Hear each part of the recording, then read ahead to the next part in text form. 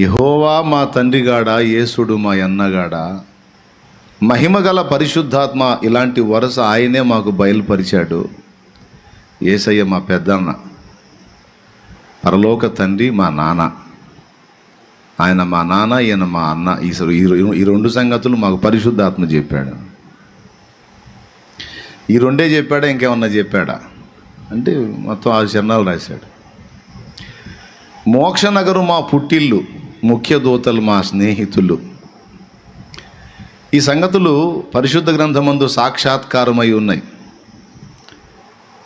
ఏమండి, మా పుట్టిల్లు అది. మేము అక్కడోళ్ళం. జస్ట్ విద్య కోసం వచ్చాం భూమి మీదకి. దేనికోసం వచ్చాం? విద్య, చదువు కోసం వచ్చాం. ఆ చదువు పూర్తయితే మళ్ళీ మా ఊరు మేము పోతాం. ఏ ఊరు? మోక్షనగరు, పరలోకం. అసలు మా ఓన్ ప్లేస్ అది. మా సొంత దేశము పరదేశం. మరి ఆ దేశం అయితే ఈ దేశం ఎందుకు వచ్చామంటే ట్రైనింగ్ కోసం పంపించాడు మా డాడీ. ఏది వాస్తవాలే. ప్రసంగి గ్రంథం రాత్రి చెప్పాను 1:13లో, వారు దీని చేత అభ్యాసము నొందవలనని దేవుడు మానవులకు ఏర్పాటు చేసిన ప్రయాసము బహు కఠినమైనది అన్నాడు. వారు దీని చేత అభ్యాసము నొందవలనని. దేని చేత?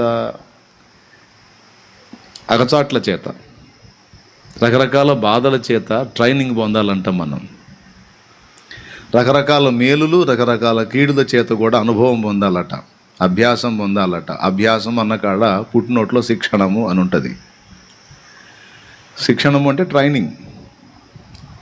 ఆ ట్రైనింగ్ కాలం పూర్తయిందంటే వచ్చారా బేటా అంటాడు. వచ్చే బాబు, వచ్చే తల్లి, వచ్చారా అంటారు. జస్ట్ చదువు కోసం పంపించాడు. రాజుగారు కొడుకే, రాజుగారు కూతురే అయినా ట్రైనింగ్ చేసేటప్పుడు గురుకులానికి పోయినప్పుడు కందమూలాలు తినాలి, నేల పడక చేయాలి. అక్కడ ప్రశస్త రాజవస్త్రాలు ధరించడానికి కుదరదు. తోటి విద్యార్థులు ఏ బట్టలు కట్టుకుంటారో అదే బట్టలు కట్టుకోవాలి మర్యాదగా, రాజుగారి కొడుకైనా సరే. అట్లా అడవిలోకి వెళ్ళి గురుకులాల్లో ఉండి రాజకుమారుడు, రాజకుమార్తె అయినా సరే ట్రైనింగ్ పొందాలి. అక్కడ రథాలు ఉండవు, దాసదాసి జనాంగం ఉండరు. అక్కడ వీడే దాసత్వం చేయాలి గురువుకి. గురు శుశ్రూష వీడే చేయాలి. గురువు గారి కాళ్ళు ఒత్తాలి. మరి విద్య నేర్పాలి కదా. బాణం ఎలా వేయాలో, కత్తి యుద్ధం ఎలా చేయాలో, కర్రసాము ఎలా చేయాలో, శత్రువు ఎత్తుకు పై ఎత్తులు ఎలా వేయాలో ఈ గ్రహింపంతా కూడా పంతులు నేర్పుతాడు, గురువు నేర్పుతాడు. అప్పట్లో అడవుల్లో గురుకులాలు ఉండేవి.